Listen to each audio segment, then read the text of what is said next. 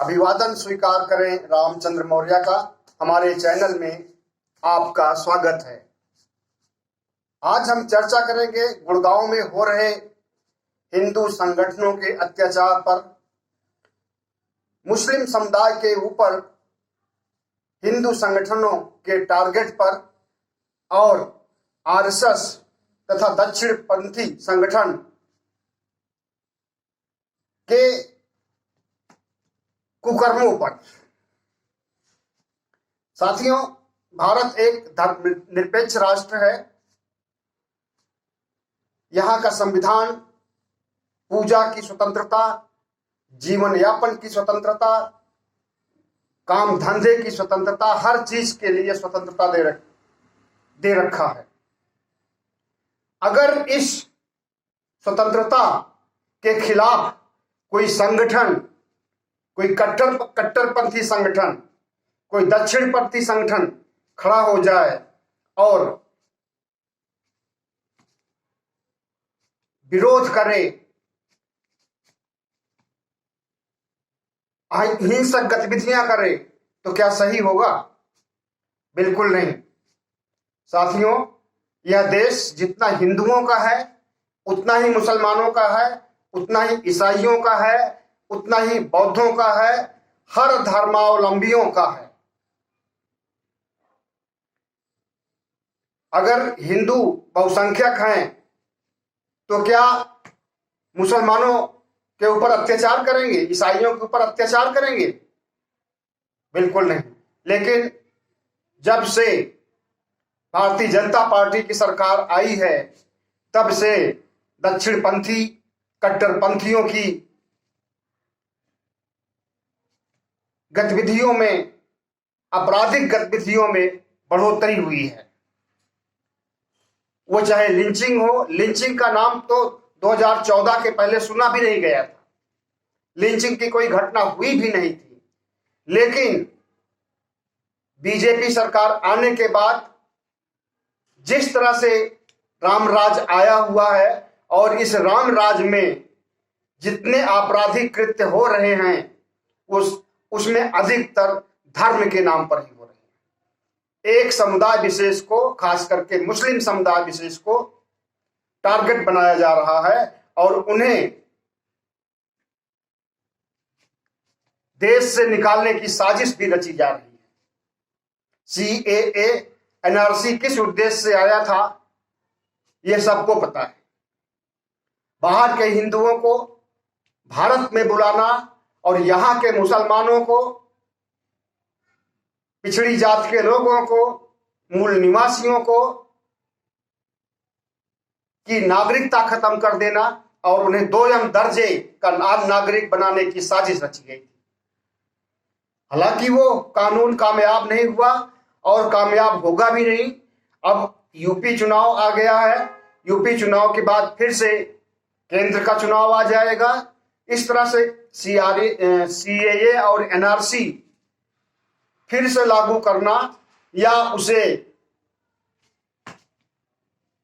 बोतल का जिन्न बाहर करना चाहेंगे, तो उसमें भारतीय जनता पार्टी की बड़ी फजीहत होगी। सिर्फ फजीहत ही नहीं, बल्कि बहुत बड़ा नुकसान भी होगा। लेकिन इस समय जो कुछ सिर्फ गुड़गांव में ही नहीं, देश भर में हो रहा है, त्रिपुरा में हो रहा है, कर्नाटक में हो रहा है, बिहार में अभी हिंदू मुस्लिम का हुआ था, उत्तर प्रदेश में हो रहा है, यह बहुत ही दुर्भाग्यपूर्ण है और केंद्र सरकार को इस पर अंकुश लगाना चाहिए। गुड़गांव में दिखाने के लिए दक्षिणपंथी संगठनों को गिरफ्तार किया जाता है, लेकिन उन्हें जेल में नहीं रखा जाता। गिरफ्तार करने के बाद थाने पर ले जाते समय ही उन्हें रिहा कर दिया जाता है। और ये विरोध गुड़गांव का आज से नहीं हो रहा, एक हफ्ते से ज्यादा हो गया। दिवाली के बाद गुड़गांव का हिंदू संगठनों का विरोध बढ़ा है और अब अभी बढ़ता ही जा रहा है। इस घटनाक्रम में मुस्लिमों के विरोध में कपिल मिश्रा भी उतर आया है और बहुत से भारतीय जनता पार्टी के नेता कार्यकर्ता सब गुड़गांव पहुंचे हुए हैं और असंवैधानिक गतिविधियों में जुड़े हुए हैं। साथियों, क्या हुआ, क्या हो रहा है, इसका एक दस्तावेज हम पेश कर रहे हैं। मुसलमानों को की मस्जिदें हैं, हर जगह है देश भर में, और उसमें वो नमाज अता करते हैं। लेकिन गुड़गांव में स्थिति ये है कि मुसलमानों की संख्या अधिक है और मस्जिद कम है।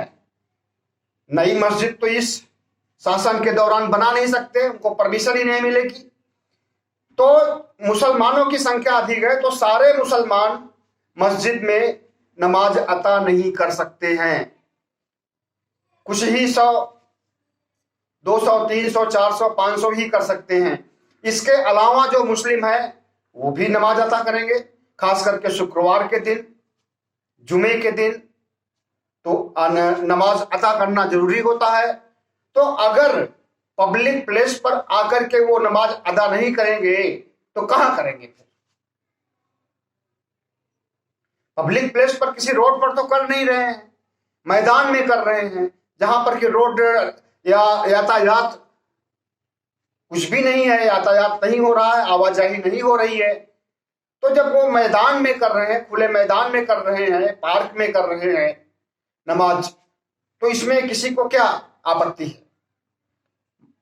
37 जगहों पर प्रशासन ने, गुड़गांव प्रशासन ने मुसलमानों को नमाज अता करने के लिए स्वीकृति दे रखी थी। उसके बाद रेजिडेंट वेलफेयर सोसाइटीज ने कंप्लेन किया कि हमें प्रॉब्लम होती है, तो उसमें से 8 स्थानों को चिन्हित किया गया और वहां से अनुमति हटा ली गई, ना कि अनुमति नहीं दी गई वहां पर। बाकी 29 जगहों पर तो मुस्लिम लोग नमाज अता कर ही सकते हैं। प्रशासन के शर्तों के अनुसार प्रशासन ने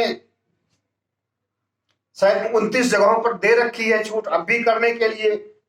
लेकिन ये जो भारतीय जनता पार्टी के, आरएसएस के, हिंदू महासभा के, बजरंग दल के कार्यकर्ता हैं, ये नहीं चाहते कि मुस्लिम 29 जगहों पर भी नमाज अता करें। साथियों, अगर इसी तरह से मुस्लिम लोग विरोध करें कि आप खुले में यज्ञ हवन नहीं कर सकते हैं, खुले में मूर्तियों का विसर्जन नहीं कर सकते हैं, खुले में मूर्तियों की पूजा नहीं कर सकते हैं और खुले में कोई त्योहार नहीं मना सकते हैं, तो क्या हिंदू संगठन इसको बर्दाश्त करेंगे? कभी नहीं करेंगे। तो जब हिंदू संगठन अपने ऊपर अत्याचार नहीं बर्दाश्त करेंगे तो मुस्लिम संगठन क्यों बर्दाश्त करें? मुस्लिम संगठनों का यही कहना है, और ये लोगों ने जब विरोध किया तो वहां से वो लोग हट गए, टकराव की स्थिति नहीं आने दिया, नहीं तो खून खराबा हो जाता। हालांकि मुस्लिम लोग हिंदू से ज्यादा क्रूर होते हैं, लेकिन उन्होंने संयम से काम लिया और ये हिंदू संगठन आक्रोश में आकर के, गुस्से में आकर के अपनी भड़ास निकाल रहे हैं वहां जाकर के और मुस्लिम समुदाय को टारगेट बना रहे हैं। तो 37 में से 8 जगहों को अगर निकाल दिया जाए तो 29 जगहों पर तो मुस्लिम नमाज अता कर ही सकते हैं। प्रशासन ने इसकी छूट दे रखी है, फिर क्यों ऐसा हो रहा है? कहां कहां पर हो रहा है ये मैं आपको बताता हूं। गुड़गांव में बंगाली बस्ती sector 49 B block DLF phase 3 Kheri Majra गांव, 2 महीने से सेक्टर 12A सेक्टर 47 में हमले हो रहे हैं हिंदू संगठनों के। इसी तरह से 2018 में भी मुस्लिम समुदाय को टारगेट किया गया था और उनके ऊपर हमले हुए थे। हमलों में चोटें भी आई थी एक समुदाय विशेष को। हिंदू संघर्ष समिति ने दीपावली के बाद इसी सेक्टर 12A में और मुस्लिम के जहां नमाज अता करते हैं उन्हीं स्थानों पर गोवर्धन पूजा किया। हम कहते हैं कि अगर और जय श्री राम के नारे लगाए। जिस समय मुस्लिम नमाज अता कर रहे थे उस समय आरएसएस, भारतीय जनता पार्टी, बजरंग दल के गुंडे आकर के जय श्री राम के नारे लगाते हैं और उनके नमाज में व्यवधान उत्पन्न करते हैं। तो हिंदू संघर्ष समिति गोवर्धन पूजा करने के लिए क्या वही स्थान था जहां पर मुस्लिम लोग, ये उसी 29 जगहों में से था। कोई ये नहीं कि ऐसी जगह पर वो नमाज अता कर रहे थे जहां के लिए अनुमति न हो। तो उस जगह पर गोवर्धन पूजा किया गया और जय श्री राम के नारे लगाए गए और अश्लील, भद्दे, भड़काऊ नारे भी लगाए गए। यहां तक कि महिलाएं भी इकट्ठा हुई और उन्होंने भी जय श्री राम के नारे लगाए, उन्होंने भी भड़काऊ नारे लगाए। दिनेश भारती नाम का एक शख्स है जो आरएसएस का बंदा है, खुद कहता है कि मैं आरएसएस और बीजेपी से संबंधित हूं। उसने धमकी दिया है कि अगर 37 जगहों में कहीं पर भी मुस्लिम लोग नमाज अदा करते पाए गए तो मैं तलवार लेकर के विरोध करूंगा और उनको हटाऊंगा। कानून को कुचलने का काम, प्रशासन के नियम को, प्रशासन के हिदायत को, प्रशासन के अनुमति को न मानने का काम किया जा रहा है, जबकि प्रशासन भी इन्हीं लोगों का है। भारतीय जनता पार्टी की सरकार हरियाणा में है और दिल्ली में है, डबल इंजन की सरकार है। उसके बावजूद एक समुदाय विशेष को निशाना बनाया जा रहा है, उनके पूजा के अधिकार को छीना जा रहा है, उनके पूजा पद्धति पर प्रश्न चिन्ह लगाया जा रहा है, उनके पूजा पद्धति पर व्यवधान उत्पन्न किया जा रहा है। 5 नवंबर को भी गुंडों की फौज पहुंच आई थी। उसमें से बहुत सारे गुंडे जो भाजपा के थे, इन्होंने जिस तरह के नारे लगाए और जिस तरह की बातें कही वो दुर्भाग्यपूर्ण है। लगभग 2 साल पहले जो दिल्ली में नारे लगाए थे अनुराग ठाकुर ने, उसी नारे को रिपीट किया गया है। मुसलमान लोग जहां नमाज अता करते हैं, जिस जगह छूट दी गई है उन्हें नमाज अता करने के लिए, वहां पर बीजेपी के, आरएसएस के, बजरंग दल के, हिंदू संघर्ष समिति के, आरएसएस के गुंडे पहुंचते हैं और देश के गद्दारों को गोली मारो, सालों को, इस तरह के नारे लगाते हैं। साथियों, ये देश में हो क्या रहा है? भारतीय जनता पार्टी की सरकार अपने ही पैरों पर कुल्हाड़ी मार रही है। इससे न सिर्फ देश में बदनामी होगी भारतीय जनता पार्टी की, बल्कि विदेशों में भी इस पर थूका जाएगा।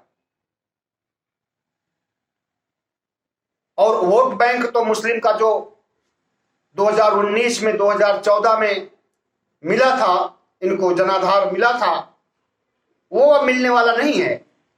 देश भर में लगभग 20% ही मुस्लिम हैं, 20 से भी ज्यादा होंगे, लेकिन आधिकारिक तौर पर लगभग 20% ही बताया जाता है। तो 2014 में और 2019 में 3 तलाक के मुद्दे पर मुस्लिम महिलाओं को भड़काया गया और उनका वोट एक मुश्त लिया गया था। लेकिन अब वो महिलाएं भी समझदार हो गई हैं और किसी के भड़काने या बहकावे में आने वाली नहीं है। तो अब चुनाव नजदीक है तो हिंदू मुस्लिम करना भी इनके लिए जरूरी है। उत्तर प्रदेश में चुनाव है तो गुड़गांव में हिंदू मुस्लिम किया जा रहा है और वहां उत्तर प्रदेश में बताया जाएगा कि हमने तो मुसलमानों को पूजा करने से भी रोक दिया है, और जो मुस्लिम हमारे रास्ते में आएगा उसका यही हाल होगा। तो हिंदू मुस्लिम, हिंदुओं के प्रति सहानुभूति और मुस्लिमों के प्रति नफरत पैदा करने की ये घिनौनी साजिश है, और इस साजिश को प्रधानमंत्री, गृह मंत्री, हर कोई देख रहा है। उनकी नाक के नीचे हो रहा है। गुड़गांव बहुत दूर नहीं है दिल्ली से, लेकिन इस पर सब चुप्पी साधे हुए हैं। साथियों, आरएसएस की जो मंशा है, आरएसएस जो चाहता है, उसके लिए इसी तरह के खुराफात, इसी तरह के उपद्रव करता और करवाता है। आरएसएस में ट्रेनिंग ही इसी चीज की दी जाती है, आपराधिक गतिविधियों की, गोली चलाने की, बंदूक चलाने की, लठ भांजने की। यहीं से शुरुआत ही होती है आरएसएस के स्वयंसेवकों के गतिविधियों की। उनको ट्रेनिंग इसी आपराधिक गतिविधियों की दी जाती है। जितनी शाखाएं हैं, लगभग 50,000 शाखाएं देश भर में हैं, और वो सुबह सुबह ही पार्कों में जाकर के लठ भांजती हैं, बंदूक चलाना सीखती हैं, सिखाती हैं, और जय श्री राम के नारे लगाती हैं। हिंदू मुस्लिम के खिलाफ, मुस्लिम समुदाय के खिलाफ उल जलूल की बेतुका बातें की जाती हैं। तो ये कब तक चलेगा? नहीं चल पाएगा ज्यादा दिन तक। और योगी जी, मोदी जी, अगर आप समझ रहे होंगे कि आपराधिक गतिविधियों से हम चुनाव जीत जाएंगे, तो ये संभव नहीं है। इस बार यूपी में चुनाव किसी धर्म विशेष को टारगेट करने पर नहीं हो पाएगा, नहीं जीत पाओगे।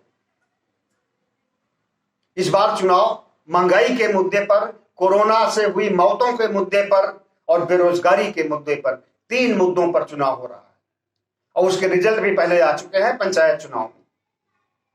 इसलिए ऐसा कुछ भी नहीं कीजिए जिससे कि बची खुची साख भी खत्म हो जाए और आपके ऊपर आम आदमी, देशवासी थूकने लगे। बहुत बहुत धन्यवाद। हमारे चैनल को सब्सक्राइब कीजिएगा, लाइक कीजिएगा और शेयर कीजिएगा।